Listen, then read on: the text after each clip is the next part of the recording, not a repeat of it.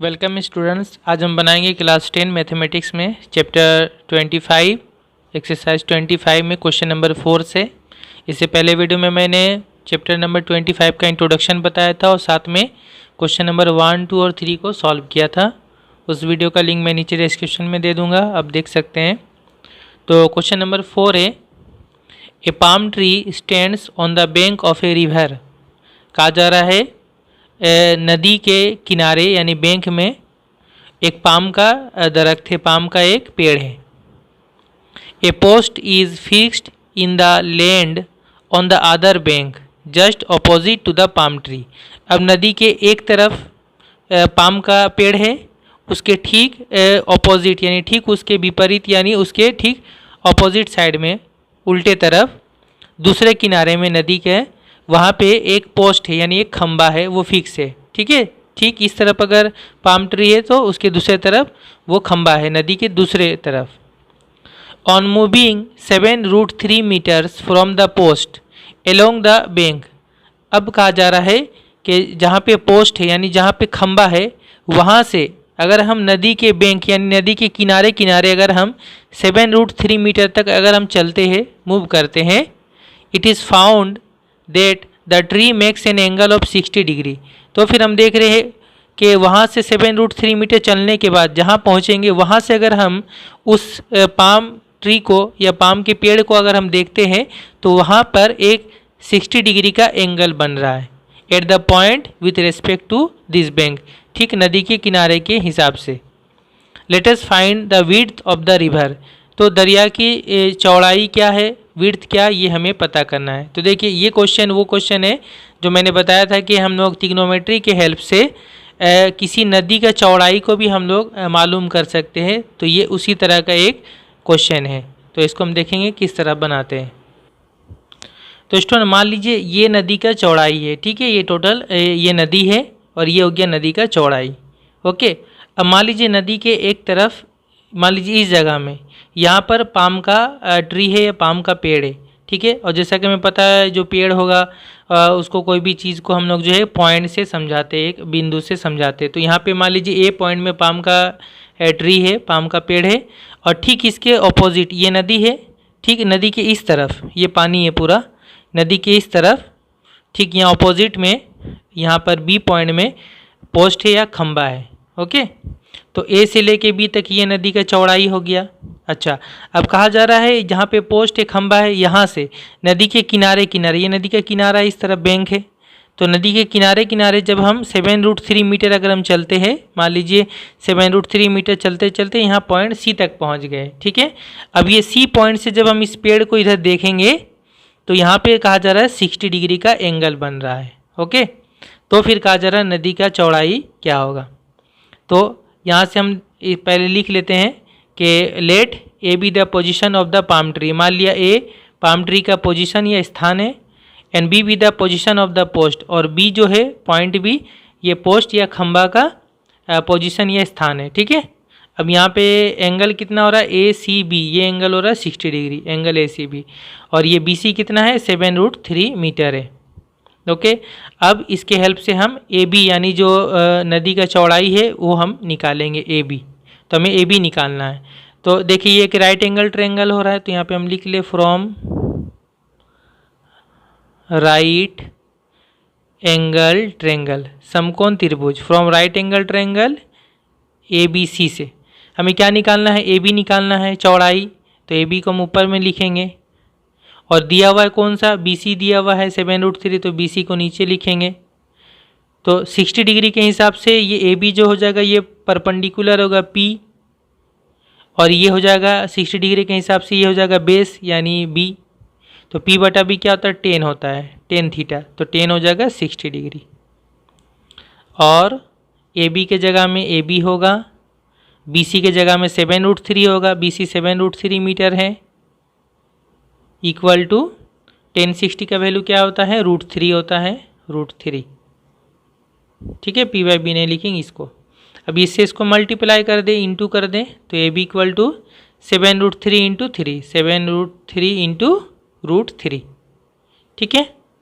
तो A B equal to कितना हो गया देखिए ये √3 इंटू √3 कितना होता है, 3 होता है, हमें पता है, चैप्टर 9 में हमने पढ़ा है। तो ये 3 हो गया, 3 इंटू यहाँ पे 7 हो जाएगा, 3 इंटू 7 कितना हो जाएगा 21, 21, 7 या 21, तो ये हो गया 21 मीटर।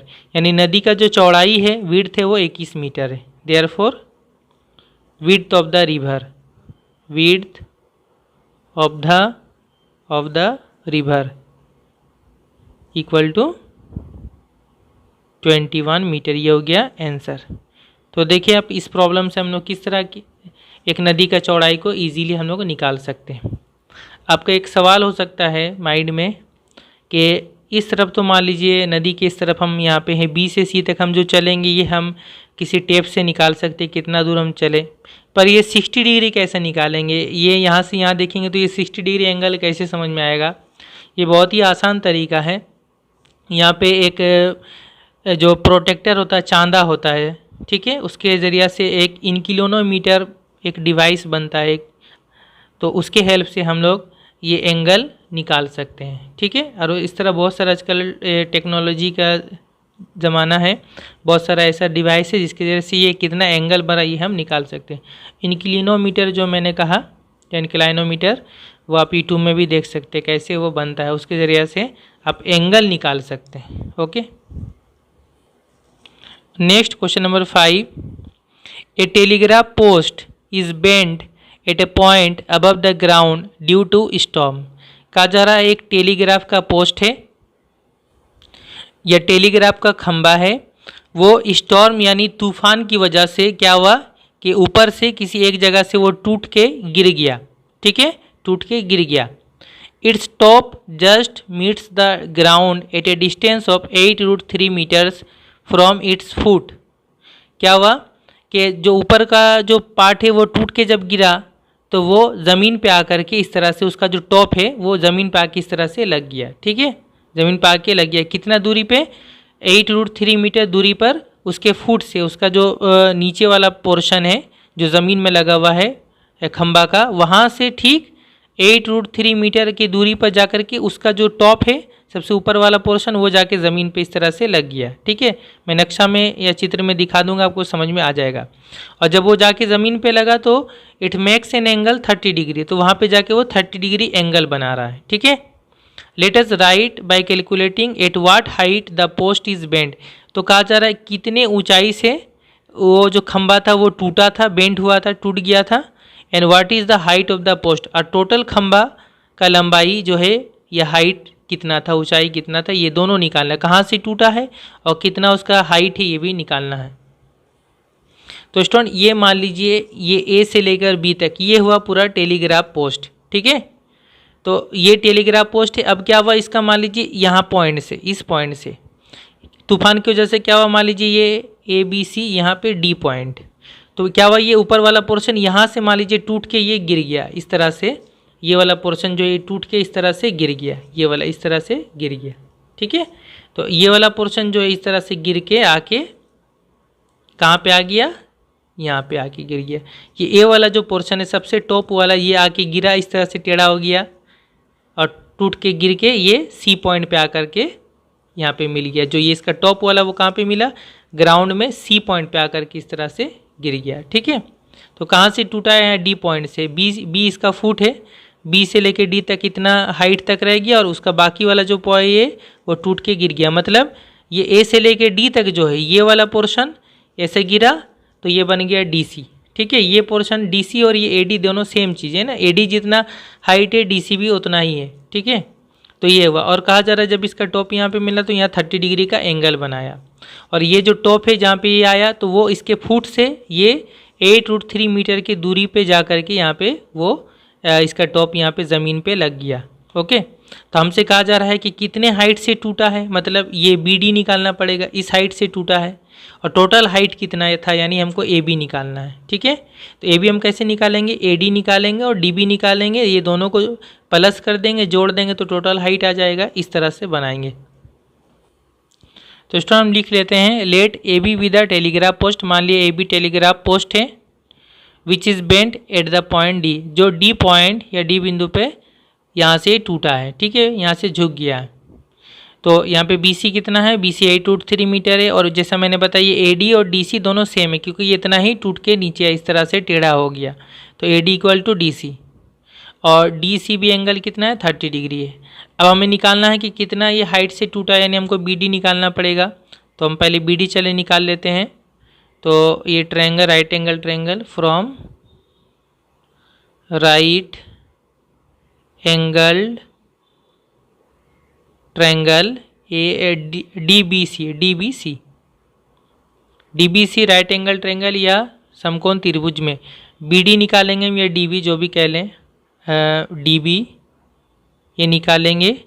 और कौन सा दिया हुआ है, BC दिया हुआ है, BC नीचे लिखेंगे इक्वल टू, तो 30 डिग्री के हिसाब से अगर देखेंगे तो ये हो जाएगा इसका परपेंडिकुलर P और ये हो जाएगा बेस B। तो P/B मतलब tan थीटा, तो tan 30 डिग्री होगा। वैल्यू पुट करेंगे DB BC मतलब 8√3 इक्वल टू tan 30 मतलब 1/√3। तो यहाँ इक्वेशन जैसा आ गया, तो यहाँ नीचे नीचे √3 कैंसिल हो जाएगा, इंटू ए इसलिए कैंसिल होगा। ओके, तो यहाँ सिर्फ 8 बचा, 8 1 से इंटू हो जाएगा। तो DB इक्वल टू यहाँ 1 हो गया, तो DB 1 से इंटू होगा, DB इंटू 1 DB और 8 इंटू 1 हो जाएगा 8। तो DB होगा 8 मीटर, यानी जो पोस्ट था, खंबा था, वो 8 मीटर की ऊंचाई से वो टूटा है। ठीक है, यहाँ पे ये DB जो है ये 8 मीटर है। तो 8 मीटर ऊंचाई से फिर वो उसका ऊपर वाला पोर्शन ये टूट के इस तरह से टेढ़ा होके ये बेंट हो गया। ठीक है, गिर गया। तो एक हो गया DB। इसके साथ साथ अब हम निकालेंगे, ये हम DC निकालेंगे, क्योंकि इस ट्रायंगल से हम DC निकाल सकते हैं। DC जितना होगा उतना ही होगा AD, जो मैंने यहाँ लिख दिया। तो फिर से हम लिखेंगे अगेन, फिर से हम अब निकालना चाह रहे हैं हम DC, है ना। तो DC ऊपर में लिखेंगे और दिया हुआ कौन सा है, BC भी लिख सकते हैं हम, इसको ADB भी लिख सकते हैं। तो BC चले लिख लेते हैं BC। तो 30 डिग्री के हिसाब से, 30 डिग्री के हिसाब से DC क्या चीज़ होगा, DC होगा सबसे बड़ा वाला साइड है, तो ये हो जाएगा हाइपोटेनस, H हो जाएगा, है ना। तो ये हो गया DC मतलब H बाई, और BC क्या चीज़ है, वो है B, तो ये हो गया H/B। B/H क्या होता है, कोस होता है। B/H क्या होता है, कोस होता है। H/B क्या होगा, सेक होगा। ठीक है, तो ये हो जाएगा सेक 30 डिग्री। इसको समझना पड़ेगा कि क्या होता है, H/B क्या होता है, ये इस तरह से लिखना पड़ेगा। तो अब हम यहाँ पे वैल्यू पुट करेंगे, तो DC लिखेंगे और BC कितना है, BC 8√3 है और सेक 30 का वैल्यू, तो कोस 30 का वैल्यू कितना होता है, कोस 30 का वैल्यू होता है √3/2। तो सेक 30 का वैल्यू होगा 2/√3, है ना। अब नीचे नीचे √3 कैंसिल हो जाएगा और DC इक्वल टू कितना होगा, 8 इंटू हो जाएगा 2 के साथ, 8 दूना 16 है, 16 मीटर। तो DC आ गया 16 मीटर, तो फिर ADB कितना होगा, 16 मीटर होगा। देयरफॉर ADB कितना होगा, AD DC के बराबर है, तो ये होगा 16 मीटर। तो अब हम लिखेंगे टोटल हाइट, टोटल हाइट। ठीक है, अच्छा यहाँ पे हम पहले एक बार लिख लें, DB 8 मीटर मतलब जो पोस्ट है वो कितना दूर में बेंट हुआ वो लिख लेते हैं हम। The post bent at a height of 8 metre, ये हो गया एक आंसर। 8 मीटर पे वो पोस्ट बेंट हुआ। और दूसरा total height of the post है, height of the end, height of the post. तो पोस्ट का हाइट क्या होगा, पोस्ट का हाइट होगा ये DB प्लस AD, ये दोनों को जोड़ेंगे तब टोटल हाइट होगा AD plus DB, AD plus DB। तो AD हमारे पास कितना आ गया, AD आ गया 16 मीटर और DB हो गया 8 मीटर। तो 16 प्लस 8 यानी 24 मीटर टोटल हो गया पोस्ट का हाइट। तो ये दोनों हो गया हमारा answer. Next question number 6, 2 houses stand just on the opposite sides of a road of our village. हमारे गांव का एक रोड है और रोड के अपोजिट साइड में, यानी रोड के एक तरफ एक घर है और रोड के दूसरे तरफ एक घर है, हाउस है, ठीक है, दोनों अपोजिट साइड में है। A ladder that stands against the wall of the first house is at a distance of 6 metres from the house. अब कहा जा रहा है एक लेडर यानी सीढ़ी, अगर एक सीढ़ी को हम किसी एक घर यानी पहले घर, मान लीजिए इसको भी हम पहला घर मानेंगे, जो पहला घर है, पहला घर से अगर हम उसके दीवार से अगर हम सीढ़ी को, जो लेडर है सीढ़ी को अगर हम रखते हैं खड़ा करके दीवार के सहारे, तो वो जो है पहले घर से 6 मीटर के दूरी पर है, उसका जो नीचे वाला पोर्शन, ठीक है, सीढ़ी का नीचे वाला जो है उसका फुट, वो पहले वाले घर से 6 मीटर का दूरी पर है और makes an angle of 30 degree with the horizontal line, और वो जो रोड है, जो हॉरिजॉन्टल लाइन है, वो रोड के साथ 30 डिग्री का एंगल बना रहा है। But if the ladder stands against the wall of the second house keeping it's foot at the same point, फिर कहा जा रहा है कि जिस पॉइंट में, जिस जगह में सीढ़ी का जो फुट है यानी सीढ़ी का जो पैर है नीचे वाला, उसी जगह में सीढ़ी का पैर को रख के, फुट को रख के, उसी सीढ़ी को, जैसे इस तरह ये सीढ़ी है, ये सीढ़ी का इस तरह से अगर इस तरह से सीढ़ी है, तो जस्ट यहाँ से हटा करके सीढ़ी को इस तरह से हम लोग दूसरे वाले घर में इस तरह से लगा दे रहे हैं, उसके दीवार के साथ, इस तरफ उसका घर है, तो ये जो उसका सीढ़ी का पैर है वो उसी तरह रहेगा, ठीक है। तो अब क्या हो रहा है कि वो सीढ़ी जो है वो रोड के साथ, हॉरिजॉन्टल लाइन के साथ अब 60 डिग्री का एंगल बना रहा है। तो हमें ये 4 चीज़ें निकालनी है। पहला है let us find the length of the ladder, तो सीढ़ी का लंबाई क्या है निकालना है। दूसरा है let us right bye calculating the distance of the foot of the ladder from the foot of the wall of the second house, तो जो दूसरा घर है यानी दूसरा घर जो है उसके फुट से लेडर का फुट यानी सीढ़ी का फुट यानी सीढ़ी का नीचे वाला उस घर के नीचे से यानी कितना दूरी पर है, ठीक है, नीचे नीचे का वो हमें दूरी डिस्टेंस निकालना है। तीसरा है let us find the width of the road, तो रोड कितना चौड़ा ये भी निकालना है। Let us find the height where the top of the ladder is fixed against the wall of the second house, और सीढ़ी का जो टॉप है वो दूसरे घर के ऊपर जब दीवार में इस तरह से है लगा हुआ, तो वो कितने हाइट पर है ये हमें निकालना है। तो स्टूडेंट इसको नक्शा चित्र से समझेंगे तो तभी अच्छा से समझ में आएगा, ठीक है। मान लीजिए ये पहला घर है ए बी, ये पहला घर का हाइट है ए बी, ये रोड के एक तरफ हो गया, ये रोड हो गया बी से लेकर डी तक, ये रोड हो गया, ठीक है, रोड का चौड़ाई। और इस तरफ दूसरा घर है, दूसरा हाउस है सी डी, ठीक है, ये फर्स्ट हाउस और ये हो गया सेकेंड हाउस। इस तरफ रोड के इस तरफ और रोड के इस तरफ हो गया पहला घर। ये इसका पहला घर का फुट कौन सा हो रहा है बी, नीचे वाला, और इस सेकंड घर का जो है फुट क्या हो रहा है ये डी वाला, बी से लेके डी तक ये पूरा ये रोड है, ठीक है। अब क्या कहा जा रहा है कि सीढ़ी को जो है हम लोग मान लीजिए किसी एक पोजीशन यानी ई पॉइंट पे हम रख कर, इसका ये सीढ़ी है, सीढ़ी का ये जो फुट है ई पोजीशन पर यहाँ पे, तो सीढ़ी का ये फुट को रख के हम अब सीढ़ी को क्या किया, हम पहले वाले घर के दीवार पे इस तरह से हम लगा दिए, इस तरह लगाते हैं दीवार पे सीढ़ी को। तो जब हम इस तरह लगा रहे हैं तो ये 30 डिग्री का एंगल बना रहा है हॉरिजॉन्टल लाइन के साथ, ठीक है।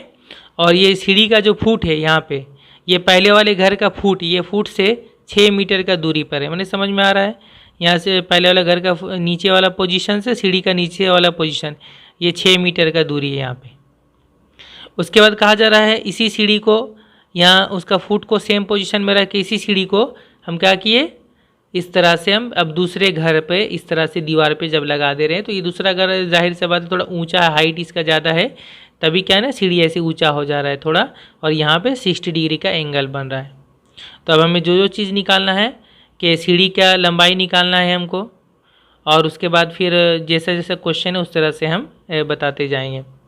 तो पहले हमको सीढ़ी का हाइट निकालना है। तो सीढ़ी का हाइट क्या है, सीढ़ी है ए से लेके ई तक, ये हो गया सीढ़ी, ये जितना बड़ा सीढ़ी हो और ये सेम है सी, दोनों सेम चीज़ है, ठीक है। तो हम यहाँ पे पहले लिख लेते हैं let A B and C D be the 2 houses, मान लिया ए बी और सी डी 2 घर हैं, and E be the fixed position of the ladder, और ई जो है वो सीढ़ी का फिक्स पोजीशन है, क्योंकि यहीं पे सेम रख के हम सीढ़ी को इस तरह फिर कर रहे हैं। तो B E equal to 6 metre B से लेके ई तक, और ए ई इक्वल टू ई सी, ये ए ई सीढ़ी का लंबाई है, ई सी भी सीढ़ी का लंबाई, ये दोनों सेम होगा, है ना। A equal to E C length of ladder, सीढ़ी का लंबाई। तो हमें अभी सीढ़ी का लंबाई निकालना है नंबर 1। तो कैसे निकालेंगे, यानी ए ई निकालना है। तो देखिए ये एक राइट एंगल ट्रायंगल है ए बी ई, तो इससे हम सीढ़ी का हाइट निकाल सकते हैं, क्योंकि यहाँ 6 मीटर दिया हुआ है। तो हम लिखेंगे पहले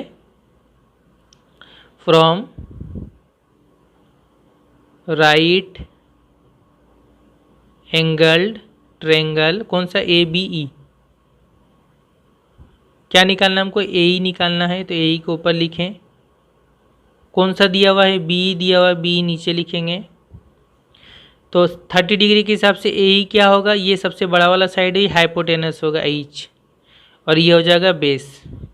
तो एच बटा बी हो जाएगा ये सेक, है ना, सेक 30 डिग्री, और ए ई बाई बी कितना है 6, और सेक 30 कितना होता है हमें पता है, कोस 30 का ये उल्टा है, कोस 30 √3/2, तो ये हो जाएगा 2/√3। और अब ए इक्वल टू कितना होगा, तो 6 यहाँ पे 2 से मल्टीप्लाई हो जाएगा, 6 दूना 12, 12/√3। इसको हम लोग रेशनलाइज कर लेंगे, तो √3 से ऊपर नीचे इंटू करना होगा, तो यहाँ पे हो जाएगा 12√3, और नीचे √3 इंटू होके 3 होगा, तो 3 से 12 कटेगा, 3 चौके 12, तो 4√3 मीटर ये हो गया सीढ़ी का लंबाई, length of ladder. Therefore length of ladder, सीढ़ी का लंबाई 4√3 मीटर, ये हो गया एक आंसर। उसके बाद हमसे दूसरा जो क्वेश्चन पूछा है वो पूछा है कि जो दूसरा हाउस है, सेकंड हाउस है, उसके फुट से लेडर का फुट का लंबाई कितना होगा। ठीक है, यानी दूसरा घर ये है, उसका फुट है डी, यहाँ से लेडर यानी सीढ़ी का जो फुट है इसका लंबाई हमें निकालना है, यानी ई से लेके डी तक ये हमें निकालना है। तो देखिए अभी हमें सीढ़ी का लंबाई मिल गया, ए ई कितना मिला 4√3, ए जितना होगा ई सी भी उतना ही होगा, तो ये भी हो जाएगा 4√3 मीटर। अब हम इस राइट एंगल ट्रायंगल को लेके चलेंगे सी ई डी, क्योंकि इसमें हमें ई डी निकालना है, तो वो इस राइट एंगल ट्रायंगल में, तो हम यहाँ पे ई डी निकालेंगे किसके हेल्प से, ई सी के हेल्प से। 4√3 और यहाँ 60 डिग्री है, तो स्टूडेंट वहाँ सीढ़ी का लंबाई हम ई सी 4√3 मीटर लिख लिए। In right angle triangle C E D, C E D, ठीक है, सी ई डी। तो यहाँ पे हमें क्या निकालना, ई डी को नहीं हम ऊपर में लिखेंगे, और कौन सा दिया हुआ है, सी ई दिया हुआ है, ई सी दिया हुआ है 4√3 मीटर, तो ये हो जाएगा 60 डिग्री के हिसाब से ये होगा बी, और ये हो जाएगा एच, बी बाय एच। ठीक है, इसको मैं एक ही बार लिख रहा हूँ, ये हमें निकालना है ई डी ऊपर में होगा, और दिया हुआ है ई सी, तो ई डी जो है वो 60 डिग्री के हिसाब से बी है बेस है, और ई सी है एच है, तो बी बाई एच क्या होता है, कोस होता है, कोस थीटा, थीटा क्या है वहाँ पे 60 डिग्री है। तो यहाँ पे जस्ट हम वैल्यू पुट करें, और ई डी बाई ई सी कितना है 4√3, और कोस 60 का मतलब होता है 1/2। ठीक है, तो यहाँ पे 2 से 4 कैंसिल होगा, 2 एकम 2, 2 दूना 4, 2 2 जा 4, 2√3 हुआ, 2√3 1 से इंटू हो जाएगा, तो ई डी इक्वल टू कितना होगा 2√3 मीटर। मतलब सेकेंड हाउस का जो फुट है वहाँ से जो लेडर का फुट है यानी सीढ़ी का जो फुट है उसका बीच का डिस्टेंस है 2√3 मीटर। तो इसको हम लिख लेंगे, therefore distance of the foot of the ladder, जैसा क्वेश्चन में लिखा हुआ मैं उसी तरह लिख दे रहा हूँ, from the foot of the second house equal to 2√3 metre. ये हो गया हमारा एक आंसर। तीसरा क्वेश्चन में ये बोला है कि रोड का चौड़ाई क्या होगा। रोड का चौड़ाई क्या होगा। रोड का चौड़ाई बिल्कुल इजी यहीं से हो जाएगा। देखिए बिल्कुल अभी अभी हमने निकाल लिया। देखिए रोड है बी से लेके डी तक, ये रोड का चौड़ाई है। बी कितना है, बी 6 मीटर है, और ई डी हमने अभी अभी निकाला। ई डी अभी हमने क्या निकाला, 2√3 मीटर। तो जस्ट इन दोनों को अगर हम जोड़ देंगे तो क्या आ जाएगा, रोड का चौड़ाई आ जाएगा, बी प्लस ई डी। ठीक है, ये हो जाएगा रोड का चौड़ाई। तो यहाँ पे तीसरा जो क्वेश्चन है वो होगा length of the road, sorry width of the road, width of the road, road का चौड़ाई। तो रोड क्या है, बी डी, तो बी डी क्या होगा, B E plus E D. Okay, तो बी है 6 मीटर प्लस ई डी है 2√3 मीटर। ये दोनों को जोड़ दें, इन दोनों में से 2 कॉमन आ जाएगा ना, 2 और 6 है तो ये 2 के टेबल या पहाड़ा से कटेगा तो 2 कॉमन आ जाएगा। 2 कॉमन आएगा तो क्या रहेगा, 6 में से 2 कॉमन आएगा तो क्या होगा, तो 2 से 3 को डिवाइड करके लिखते, 2 तिया 6, 3 होगा यहाँ, और 2 यहाँ से कॉमन आ गया बाहर तो ये √3 रहेगा। तो 2 × 3 + √3 मीटर, ये हो गया रोड का चौड़ाई। ये हुआ आंसर एक। और लास्ट में हमसे ये पूछा है height where the top of the ladder is fixed against the wall of the second house. दूसरा जो घर है, हाउस है, उसके टॉप में जहाँ पे वो लेडर या सीढ़ी को वहाँ पे रखा गया, वहाँ से उसका हाइट कितना है, मतलब ये निकालना है हमें। ये जो सेकेंड हाउस में कहाँ पे ये सीढ़ी है, यहाँ पे सी पॉइंट पे, तो ये कितने हाइट पे रखा गया, मतलब सी से डी तक, ये हुआ टोटल हाइट। मतलब हमें सेकेंड हाउस का ये हाइट निकालना। हाउस तो इससे भी बड़ा है ऊपर में, लेकिन सीढ़ी जहाँ तक रखा गया है दीवार में, यहाँ तक का हाइट हमें निकालना है, यानी सीढ़ी निकालना है। ओके, तो हम बिल्कुल इजीली निकाल सकते हैं। सी डी ये 60 डिग्री के हिसाब से परपेंडिकुलर होगा, इसको ऊपर लिखेंगे, और ई डी या ई सी में से किसी एक को यूज़ कर सकते हैं। मान लीजिए ई डी यूज़ करते हैं तो ये बेस हो जाएगा 2√3 मीटर, तो इसके हेल्प से निकाल लेंगे हम। तो स्टूडेंट वो जो सेकेंड हाउस का वो राइट एंगल है सी डी समकोण त्रिभुज, जिसमें हमें निकालना है सी डी, उसका हाइट, और वैल्यू ई डी का भी है और ई सी का भी, तो हम ई डी यूज़ कर रहे हैं। तो सी डी जो है वो परपेंडिकुलर है, ई डी वो बेस है, तो P/B क्या होता है 10, और 10 वहाँ पे 60 डिग्री है, और C D by E D का वैल्यू क्या है 2√3, और 10 60 मतलब होता है √3, और इससे इसको मल्टीप्लाई करेंगे तो सी डी इक्वल टू कितना होगा, √3 इंटू होगा 3 हो जाएगा, 3 × 2 6 हो जाएगा, तो 6 मीटर। तो ये हो गया हमारा आंसर, इसको लिख लेंगे। Therefore height where top of the ladder is fixed against the wall of the second house। दूसरे घर के दीवार पे जहाँ सीढ़ी लगाया गया है उसका हाइट, तो ये हो गया 6 मीटर। ये हुआ हमारा फाइनल आंसर। तो स्टूडेंट ये जो क्वेश्चन नंबर 6 है, इसमें 4 अलग अलग क्वेश्चन है, 1 2 3 4। ऐसा बड़ा क्वेश्चन कभी भी एग्जाम में नहीं आता, अगर आता भी होगा तो इसका कोई एक क्वेश्चन देगा, 1 2 3 4 में से कोई एक देगा तभी होगा, इतना चारों निकालने के लिए नहीं देगा। ठीक है, तो यहीं तक मैं वीडियो स्टॉप कर रहा हूँ। नेक्स्ट वीडियो में मैं क्वेश्चन नंबर 7 से आगे बनाऊंगा। ओके, और जो कुछ मैंने अभी बताया है सॉल्व किया, इसका PDF फाइल बना के मैं डिस्क्रिप्शन में दे दूँगा, आप उसको डाउनलोड करके भी रख सकते हैं। Thank you very much.